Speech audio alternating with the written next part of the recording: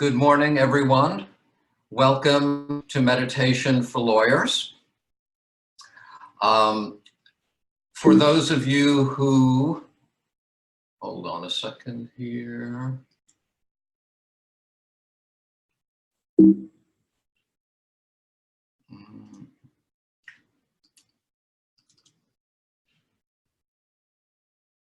This is not, well, technical difficulties got in the way of my jokes.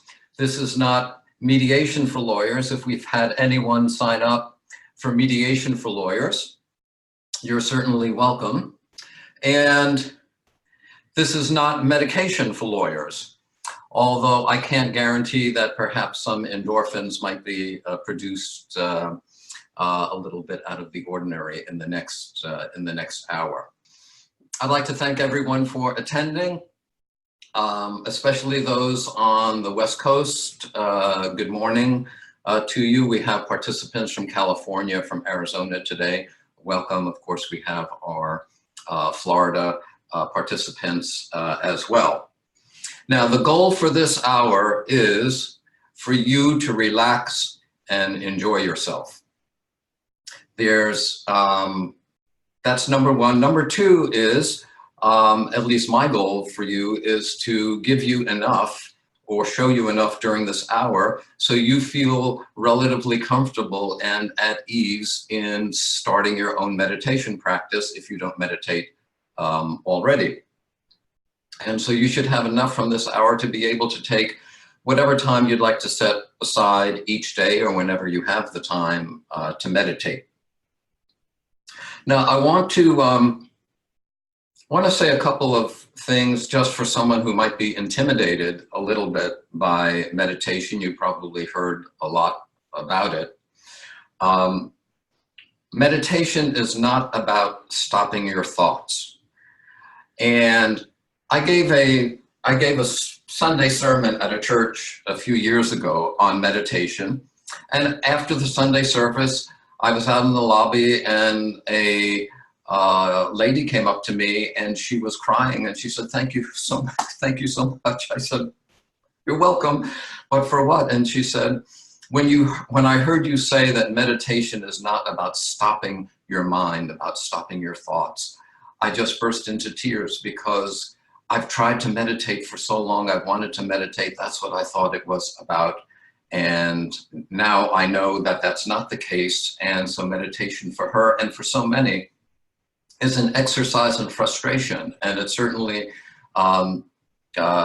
is not designed and not meant to do that. Also, something about meditation, just generally to keep in mind, is we're not here to get rid of anything. We're not here to eradicate anything.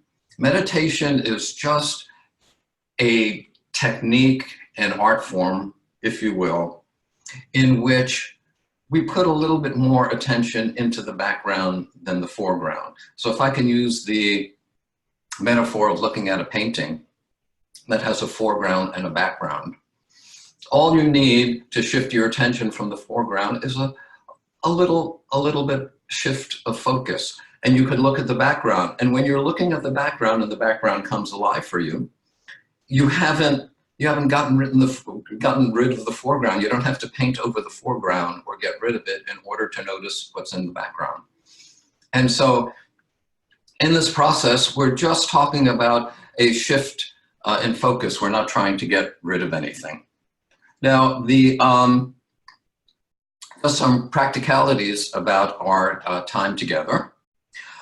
We have a 1-hour webcast, and I'm going to reserve the last 10 minutes for questions and answers.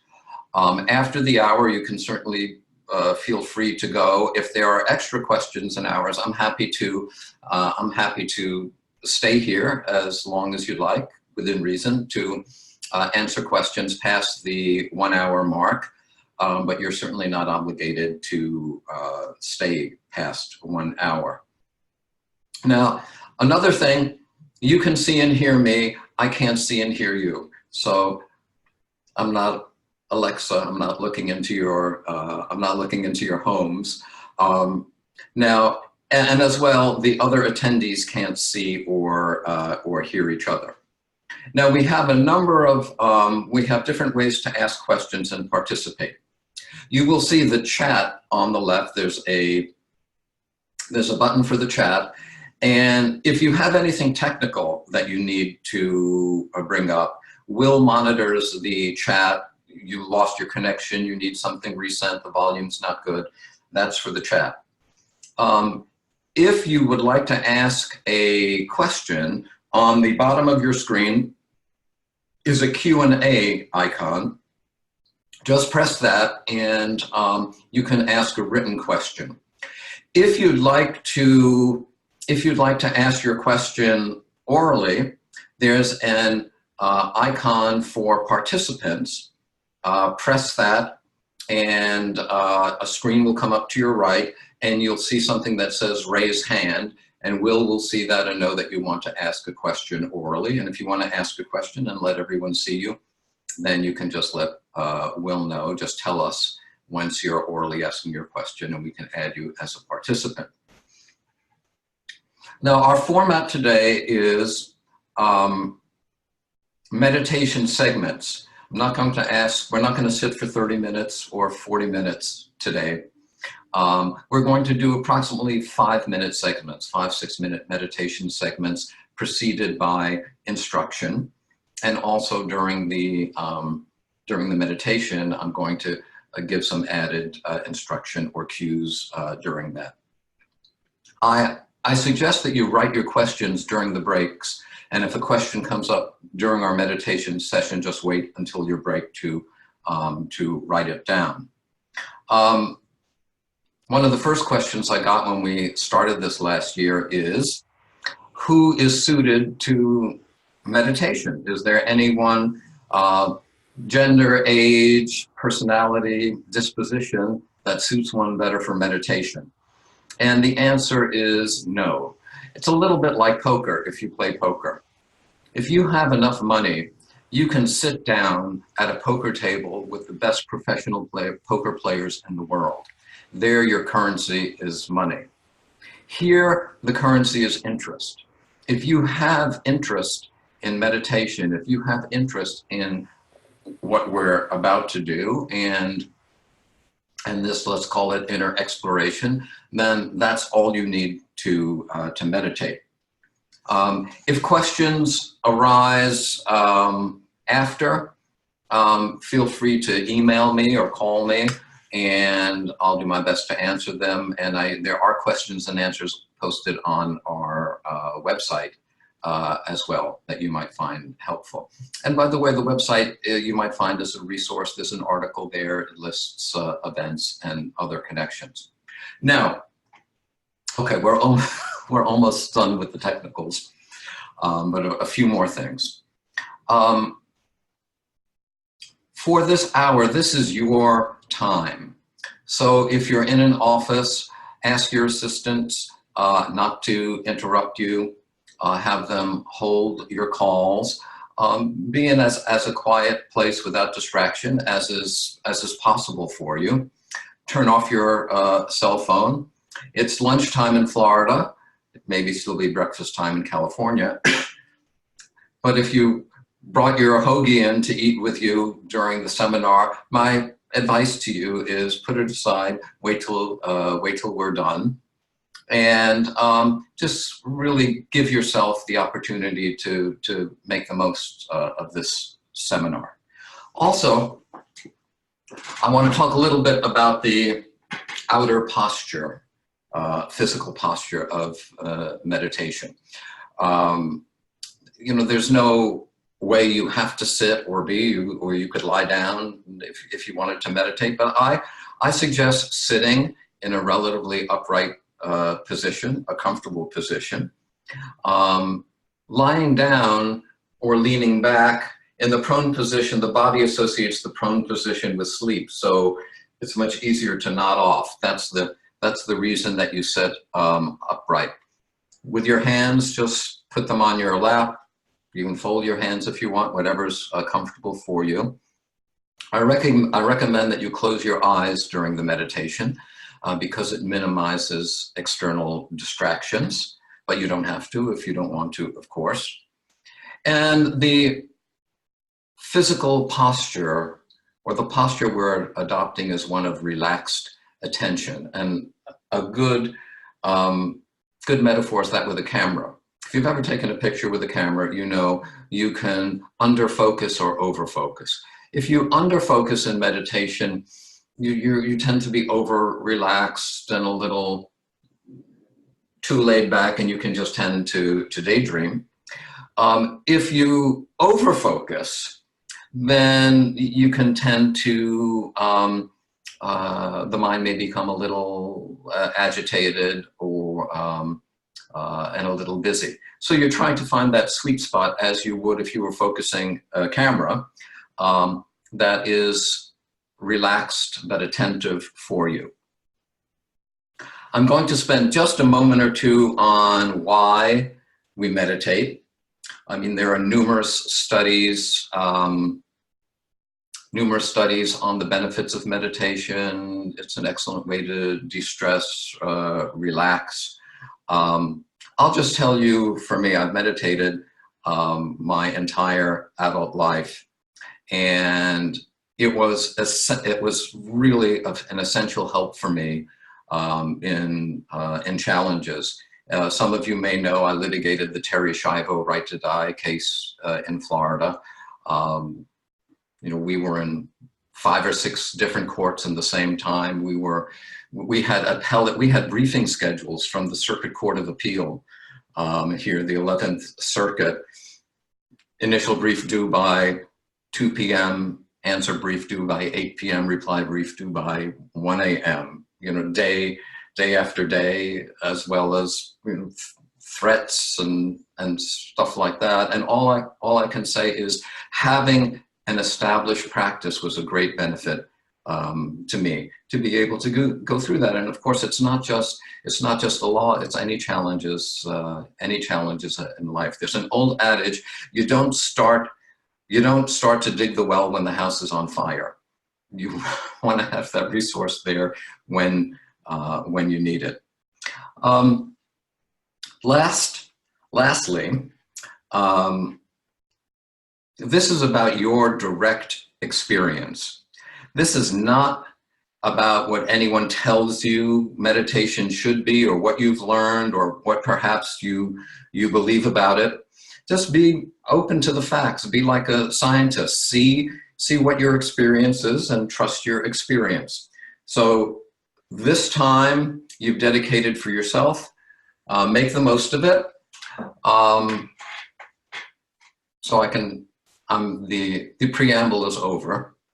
We're going to start now with a body centering and relaxation. So situate yourself in your seat in a comfortable way.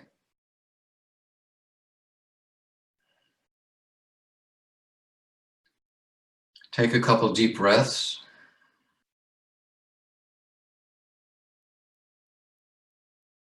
Close your eyes.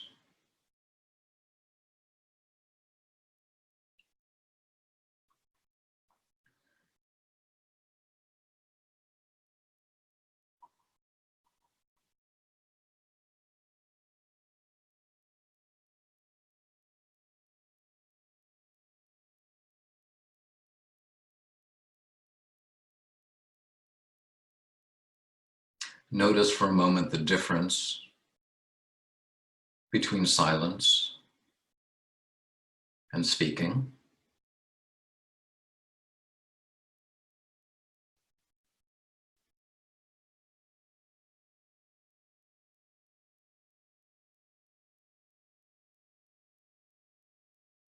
And just notice the most prominent physical sensation you have. It might be your heart beating.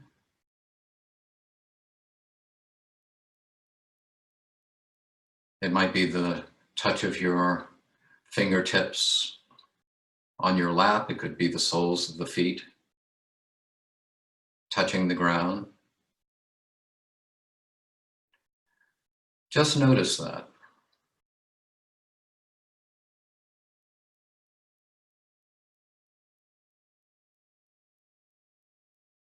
And notice also that there's nothing you have to do to notice. There's no effort in noticing. It's just a sensation. You're not making it, you're not producing it.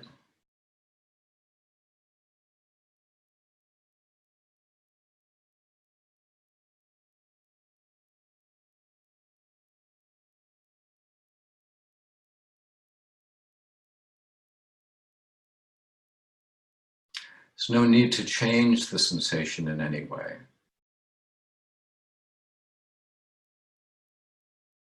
It's perfectly fine as it is, doesn't need to be modified,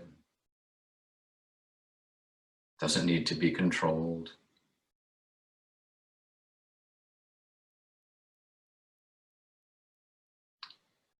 It's as if you're in the back seat of the car and somebody else is doing the driving.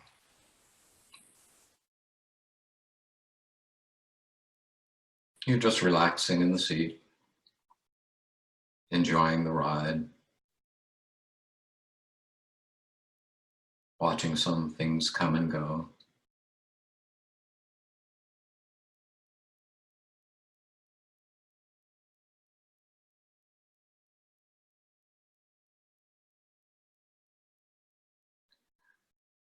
You may hear a sound. Could be the air conditioning system, some chatter in the background.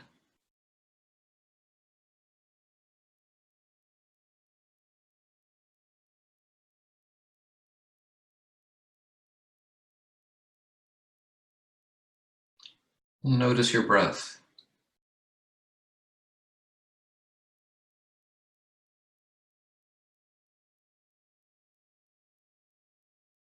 Your breath is just actually a physical sensation.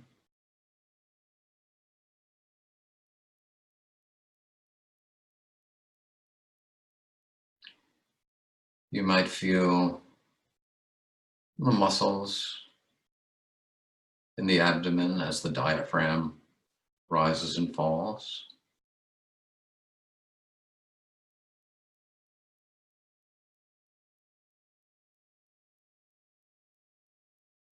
You may feel the sensation of the air as it enters the nostrils or exits.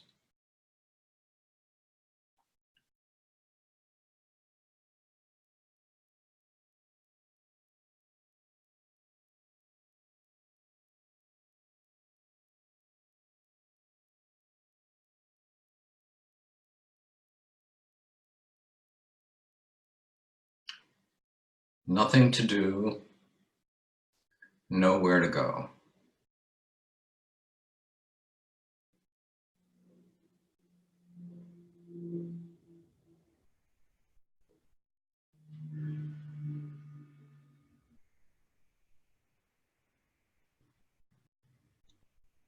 And just take another moment or two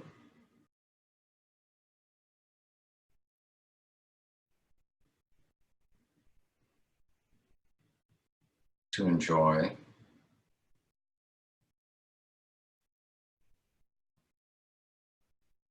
being in the back seat.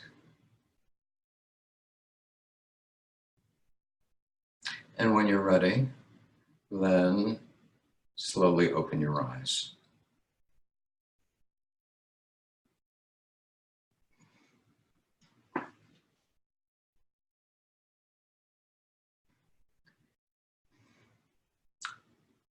I think it's an interesting experiment to see that how in just a short period of time, that was a 5-minute meditation segment, the change in how you feel. I hope for most of you, you could notice that. Just how more relaxed, how more settled or centered you feel in just 5 minutes. So that was kind of just an introductory relaxation.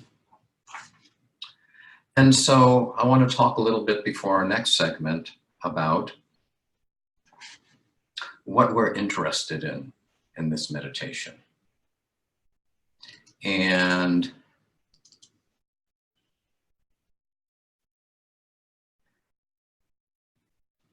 this is the word that came to me.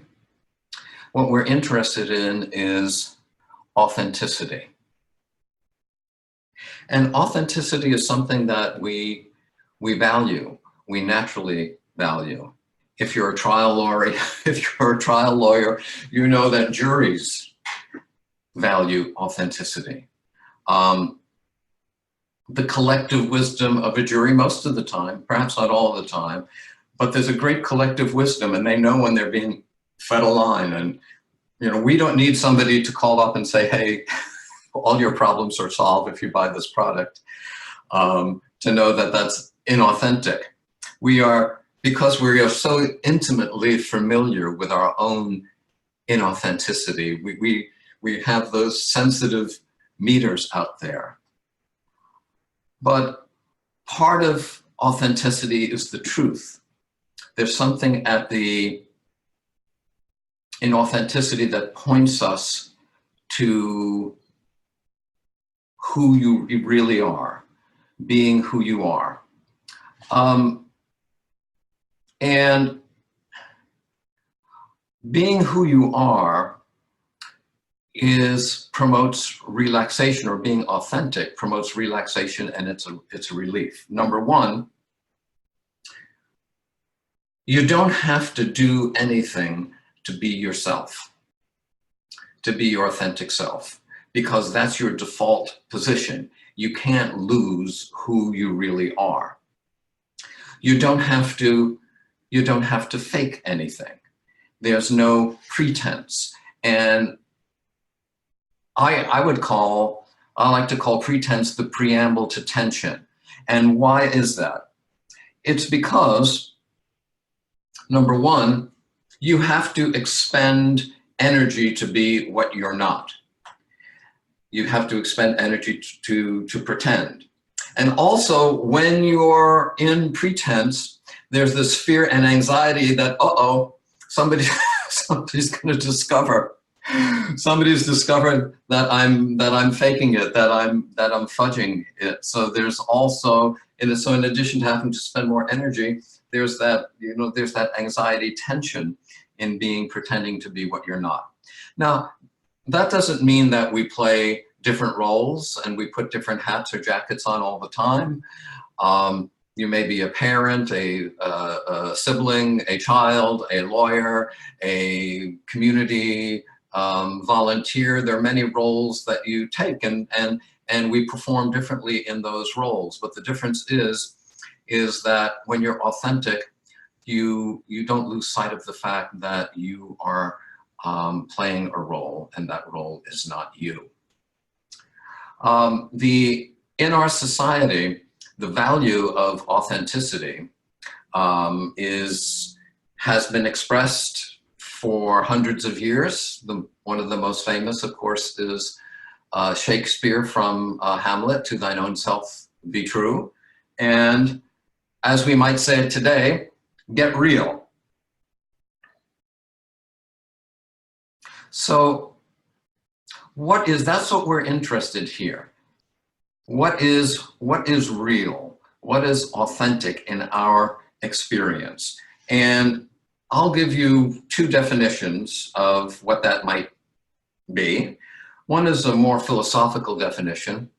Reality is that which cannot not exist.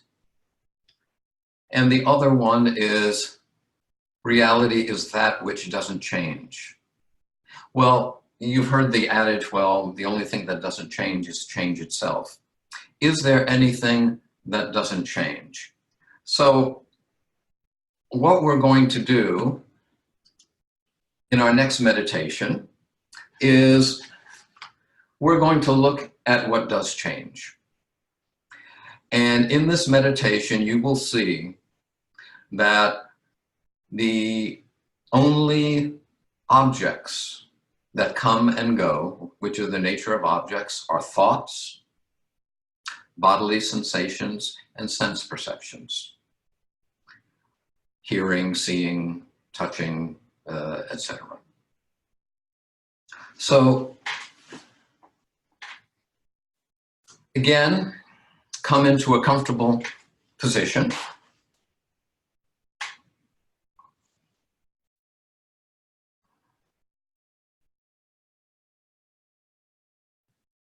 Close your eyes.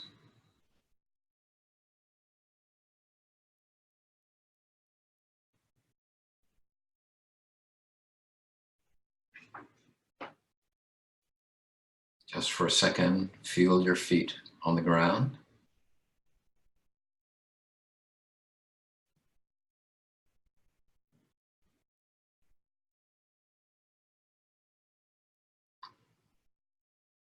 Now notice what comes into your attention.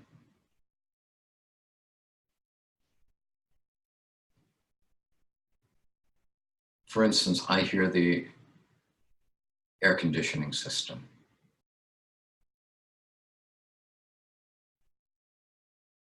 That's a sense perception, that's hearing.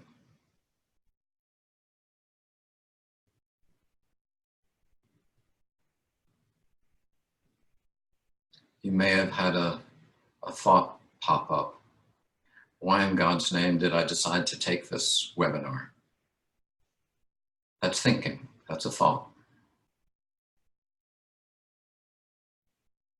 You might feel a little chill of the cool air against your skin, against your forearms of the back of the hand. That's a sense perception.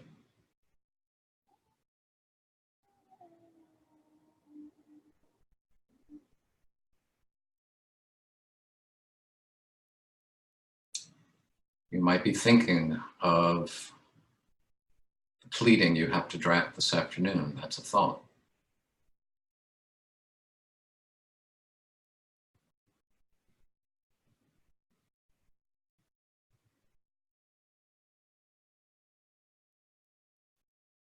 Just allow these objects, these happenings, to come and go. Whether it's a bodily sensation, a thought, or a sense perception. You're hearing my words. That's a sense perception. And notice how these objects are so transient. They arise, they're here, and then they go. And they do that rather quickly.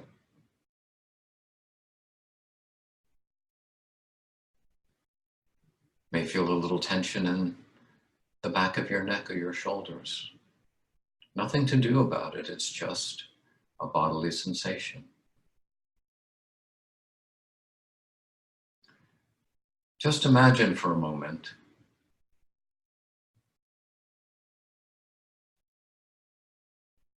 that you are the sky, and all these objects, the thoughts, sensations, sense perceptions, are just clouds in the sky. They move, they morph, they come, they go.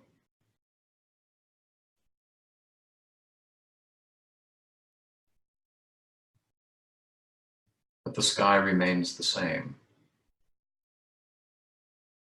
The sky is the backdrop upon which they occur.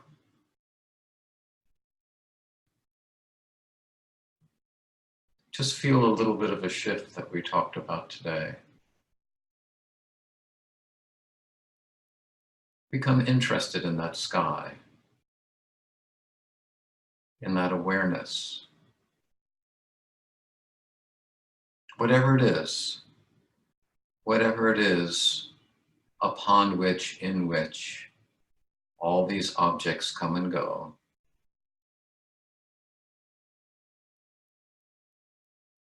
just be interested in it. What is that?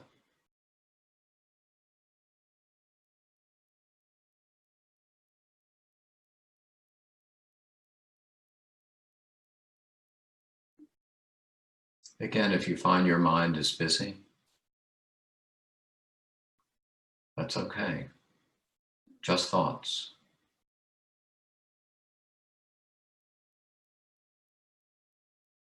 If your mind is agitated, if you're feeling a bodily pain, well, they're just thunderclouds in the sky. Even the most violent thunderstorm, the lightning, the thunder, the rain, doesn't affect the sky.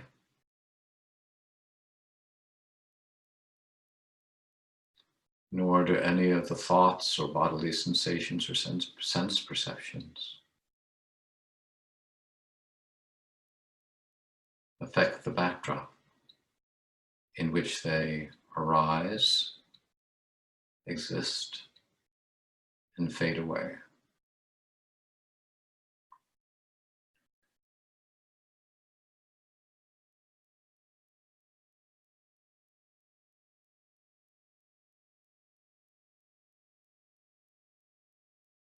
Let's just take a couple more moments.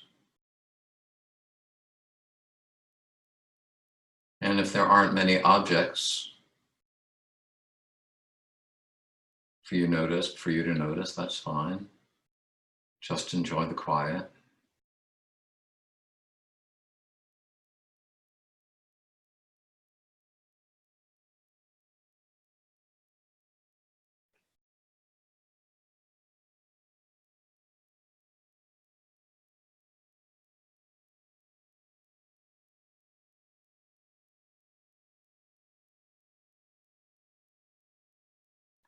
And slowly open your eyes again.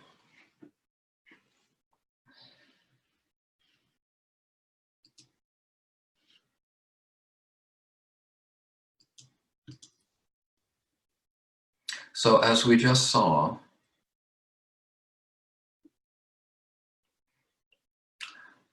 only 3 types of things appear to us: bodily sensations, sense perceptions, and thoughts. If there's a 4th that I missed, you win a prize. Contact me, and I don't know what the prize is yet, but if you can convince me that there's a 4th, then please let me know. So we hinted in this last meditation about the question, what is it that knows the thoughts, bodily sensations, and sense perceptions? Well, we'll give it a name in order to talk about it. A young 5th grade science student was asked, what's a vacuum? And he answered, a vacuum is nothing. We just give it a name so it knows that we know it's there. So in order to talk about what it is that knows these objects that appear to us, we'll give it a name and we'll call it awareness. People call it different things. Some people call it source. Some people call it presence. I'm sure in religious traditions, they call it other things. So does that awareness in our direct experience, not what we've read, not what we may believe to be so, does that awareness change? Is it always there? Does it have any particular qualities to it? Objects, they have form, they have color, they have tastes. Well, the objects have all these qualities, dimensional qualities. Does awareness have any qualities like that? We're going to investigate awareness in our next meditation. Now, and that's what we're here to do. We're here to explore awareness. Now, there are 2 ways to do that. We talked about the outer posture before, how to sit when you're meditating. This is kind of an inner posture that I would recommend to investigate awareness. One is a internal attitude of non-interference. We've talked about this already. You're in the back seat. You're just watching what comes and goes. You're not interfering. You're not trying to make it better or worse or change it. So how is it we interfere with what's happening? One is by judging, commenting, liking, disliking, projecting into the past, or projecting into the future, going back into the past. These are all mental. This is what the mind often does. And so you might ask, well, how do I stop judgment, or how do I stop commenting on something, or how do I stop saying I like this, I don't like this, since we seem to have an opinion about everything? And again, you're not trying to change anything. You're not trying to stop anything. If you find yourself commenting during this meditation, I like this experience, I don't like that experience, then just notice it. Judging, commenting, liking, disliking. That's all that needs to be done. There's nothing else. You don't have to get rid of your judgment or your likes or your dislikes. Just notice them. It's like meditation and the process of non-interference is a little bit like starting out with a glass of water that's cloudy with sediment. If you do nothing, the sediment gradually falls to the bottom and you can see through the water. If you try to agitate it or manipulate it or do something to it, all you do is create more of an obstruction. So in non-interference, we're just letting things be as they are, and we can judge and comment, but let the judging and commenting and opinions be as they are. And eventually what happens is the mind does slow, the mental activity does settle, the interfering does recede, and as you can see in the last picture, there's more clear seeing. The other part of this investigation into awareness is similar. It's called welcoming. We're not trying to exclude the foreground in our interest in the background. It's a shift of perspective, and there are two metaphors that may be helpful for you. The mirror reflects everything that's put in front of it. It has no preference. It can be the prettiest flower, it could be the ugliest piece of garbage. Mirror has no preference one way or another what's reflected before it. It's the same thing as a metaphor of a TV screen. Now, when you have on your flat screen TV the TV on, what happens is we don't notice the screen. We notice what's appearing on the screen. But what is appearing on the screen, whether it be a World War II battle cataclysmic scene or a nuclear bomb or a mother tenderly caressing her child, makes no difference to the screen. The screen accepts either equally.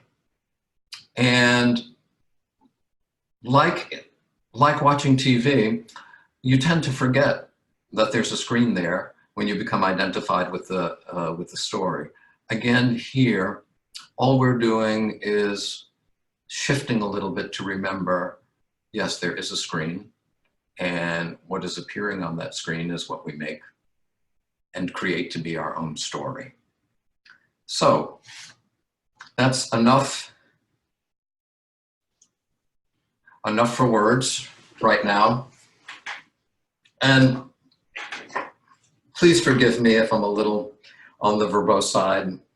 You know, like you, I've been doing this lawyering for a long, long time.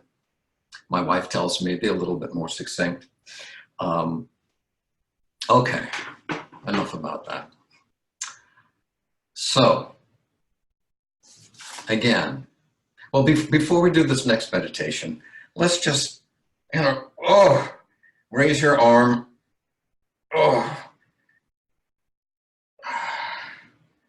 Just rotate your shoulders a bit, forward, backward. We've been sitting for a while.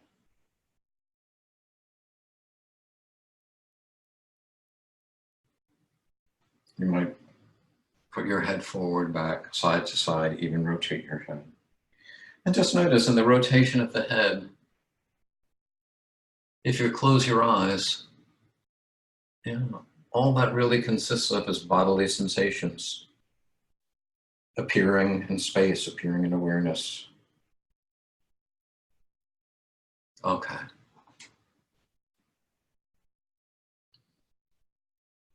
Close your eyes again, sit in a comfortable position.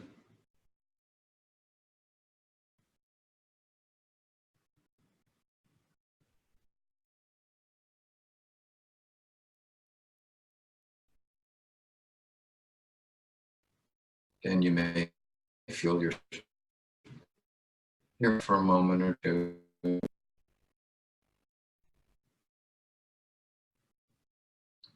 Feel your backside against the chair.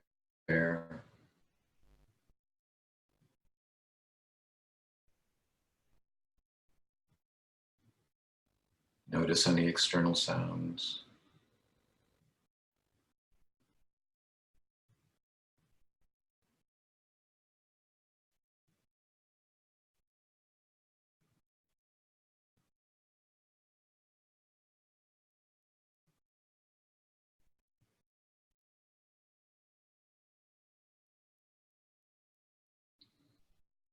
Whatever thoughts arise, don't hitch onto them. And if you do, just notice you're hitching and stop.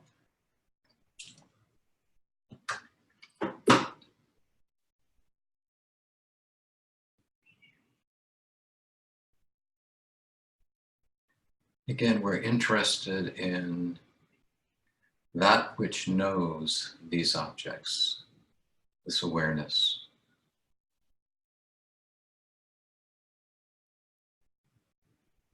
Now,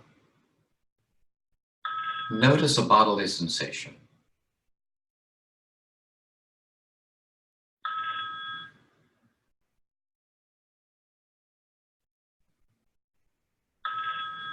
Let's say the feet against the floor.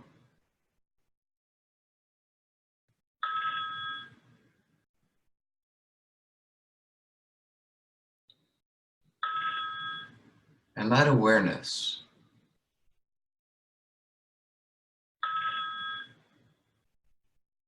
just see, what is it? Ask yourself the question, what is it that is aware of that sensation?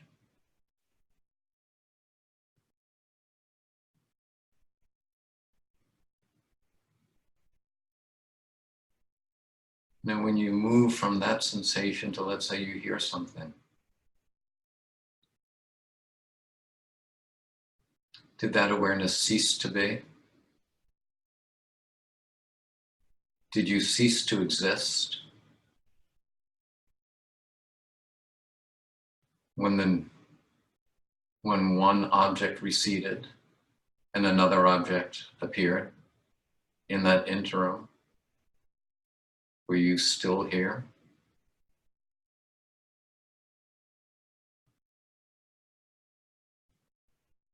Also notice, is the awareness that knows the bodily sensation different than the awareness that knows the sound? Or the awareness that knows the thought? Do we have separate awarenesses for each of those objects, types of objects? Or is it one and the same awareness?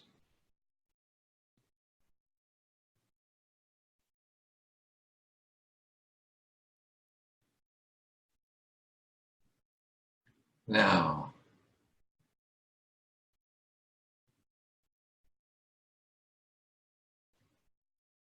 does this awareness have any boundaries?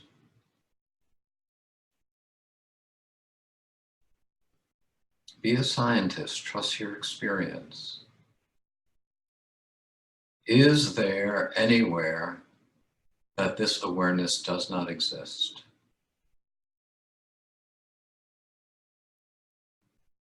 Is there a fence that you get to, a boundary?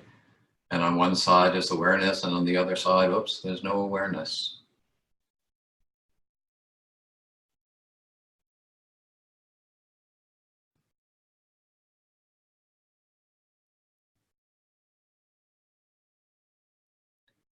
Does it have a color?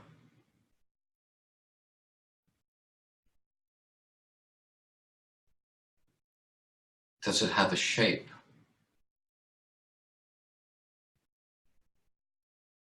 Well, it certainly reflects the colors and shapes that appear in it.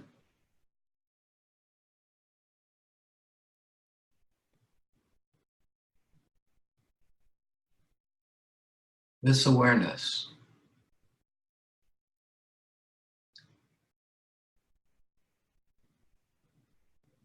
is it of a particular religious persuasion?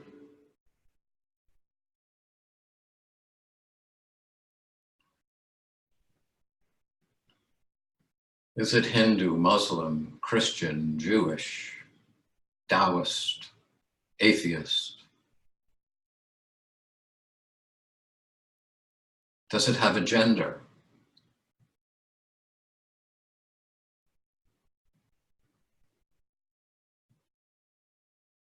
That which knows the objects before it that arise in it. Does it have any of those qualities?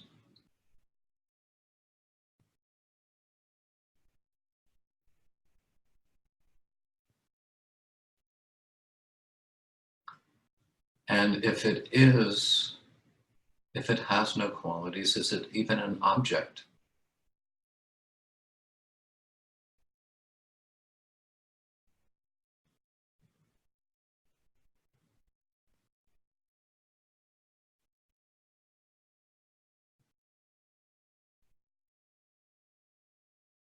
Just rest. Rest in this awareness.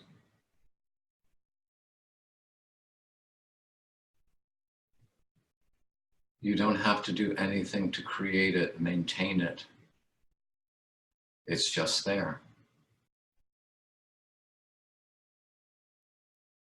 It automatically knows the objects that arise within it. There's nothing you have to do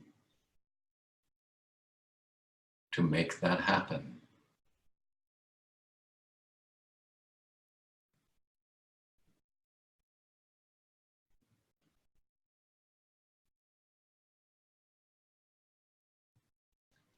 Any thoughts that arise, any distractions, just let them be, clouds passing in the sky. Does the awareness that knows those thoughts care at all what the content of those thoughts are?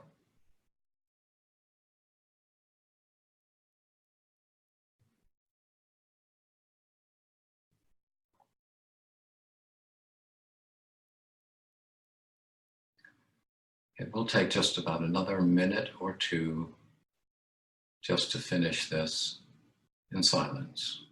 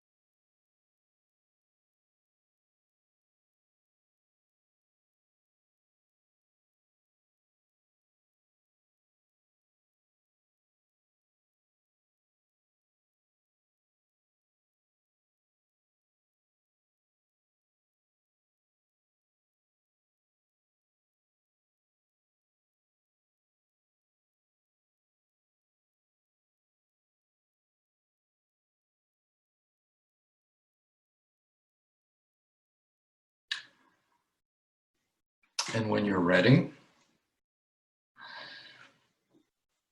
slowly open your eyes.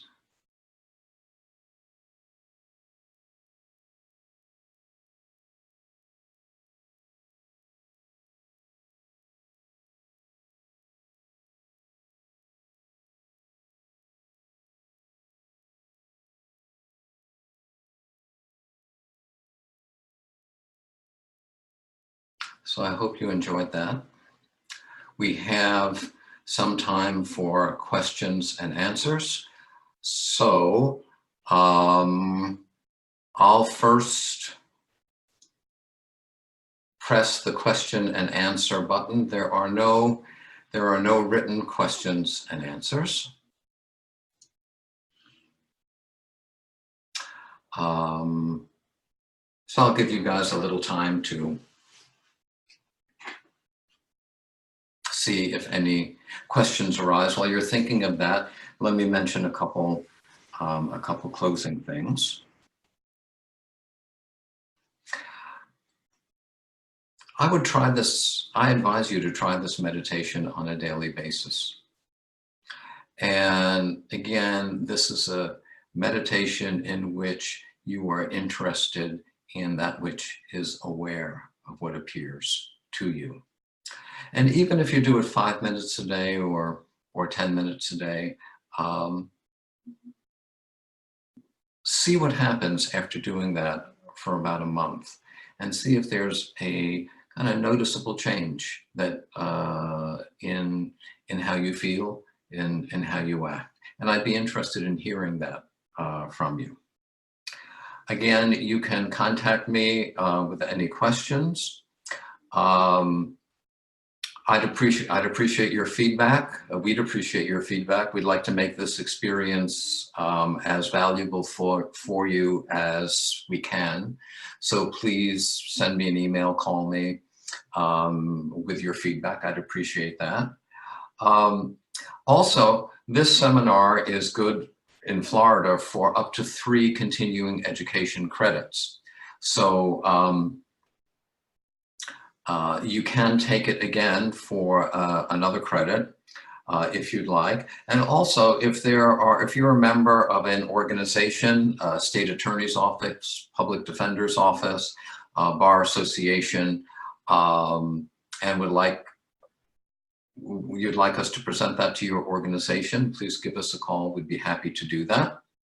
For those of you in the greater Tampa-St. Pete area, I will be giving a talk at the St. Petersburg Bar Association luncheon on October 11th on practicing law with authenticity. It's open to non-St. Pete bar members. If you'd like to attend, there's more information on our website.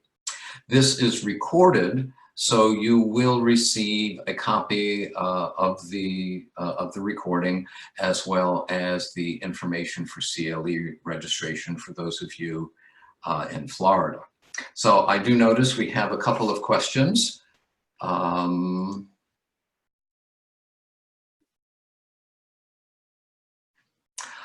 Okay, Veronica asks, each meditation had a different feel to that. Is there a reason for that? And Veronica, the reason that the meditations the feeling was different is because you are, let's call it your body, mind organism. Your body is a feeling organism. And so your body feels differently all the time. And so with different stimulus, your body will have a different feeling response. And so I would say the more important thing is not to be as concerned about the reaction in your body or the feeling body. The whole pointing in this meditation is for you to become more familiar with and rest in that which is aware of those feelings. So it's fine. It's fine to notice, gee, the body responded differently this way or that way. So notice that and go on from the feelings. Use the feelings as a pathway as a roadway to that which is aware of them. Okay, we have a question from Valerio. I am new at meditation, just a few months. During the meditative state, when I am seeing my thoughts from the outside, the backdrop, I truly don't care about the contents of the thought. Is there a good way to harness that during the day when not meditating? I have been troubled by something, and that thought entered my head many times over the last hour, but when meditating, it didn't affect my mood at all. I just observed it, and I want to use that all the time. Well, I think Valerio, you have the gist of it, and it's the more you do this, the more second nature it will become to you. And this is not foreground, background, awareness and the objects that appear in awareness. It's not an either or. It's just in our highly mentally developed culture, so much emphasis is given on objects and what's in the foreground. That's why we tend to identify and are disturbed more by our thoughts. But as you meditate more and more, then a balance is achieved. Now, obviously, you need thoughts, you need your mind, you need to remember to pay your power bill, you need to function in the world. But I think the more you meditate and you start naturally restoring the balance of the foreground and background, then you will find that just in your natural, during the day, in your natural experience, that you will find your thoughts or troublesome thoughts to be less troublesome and affect you less. Okay.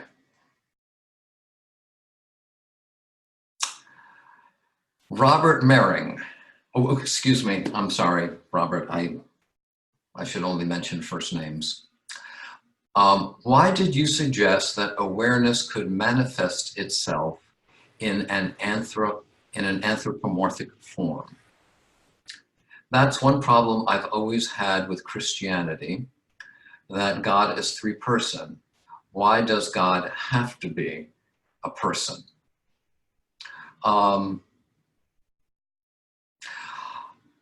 I don't recall suggesting that awareness could manifest itself in an anthropomorphic form, so I don't know exactly what you're referring to.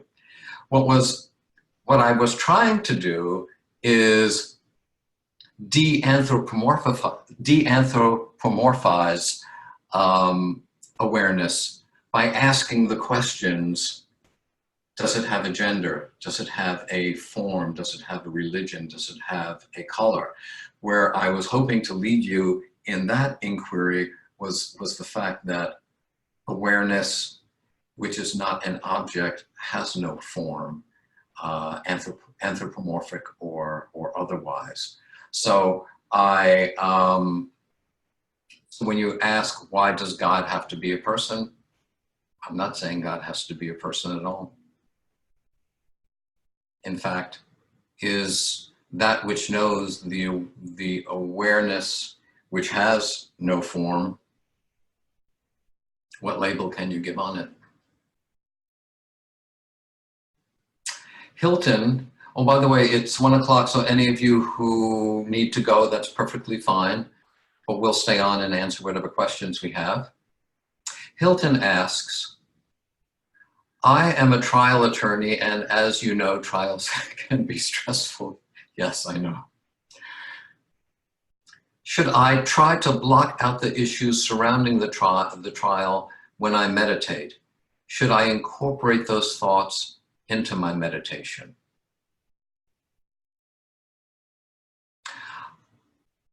I would say do neither. You certainly don't want to block out. Again, block out the thoughts while you're meditating, because as we mentioned before, we're not trying to change anything. We're not trying to eliminate anything. That trying to push something aside enables it, and it's like putting fuel on the fire. So we certainly don't want to block it out. Should I incorporate these? Should I incorporate those thoughts into my meditation? Well, you don't have to incorporate them, because if they show up, they're there anyway. It's not like you had to invite them. When you have a trial, I think there's a quote from an Indian saint of the 19th century. He was asked, "How does one realize God?" And he says, "In order to realize God, one must think of the Lord incessantly, as a lawyer does with his cases." So when we have a trial, you're brushing your teeth, you're taking a shower. I mean, it's everywhere. You don't have to incorporate. I will find this. Sometimes when I'm deep in a case and I'm meditating, the case is just there. And it just, the thoughts float around. I don't try to push it away. I don't invite them. And I have to say that I've come up with a couple really good trial strategies or settlement strategies or answers to evidentiary questions while I'm meditating. I didn't seek to exclude them, nor did I invite them, but they happened to be there, and without interfering with them, some light bulbs went up on occasion. So I would say, Hilton, do neither. Don't try to block it off, nor try to specifically incorporate them. Morrow asks, is there a better time of day to meditate? The best time of day to meditate is the time of day that you have time to meditate. Because I don't mean to be facetious, but you can't learn how to ride a bicycle without actually getting on and riding. You can't learn how to meditate without actually meditating. So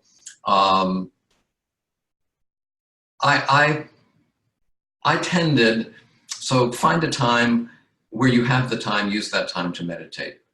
Now, I found as a practical matter for me, I would meditate first thing in the morning when I woke up. And that's just because if I started my day, if I made a cup of tea to drink or brushed my teeth or took a shower, when I started moving into my day, then I found it was harder to find the time to meditate. So that's why I did it first time of the day. It's nothing magic about it. It's just what worked for me. So I would say the best thing is to find the time that is most suitable for you in your schedule and try meditating then. Okay, so I don't think we have any more questions. Thank you all for attending. I really appreciate it. It's a joy for me to be able to share this with you and maybe give a little booster pointer for others for something that has really helped me so much in my life. So take care and be well. Bye.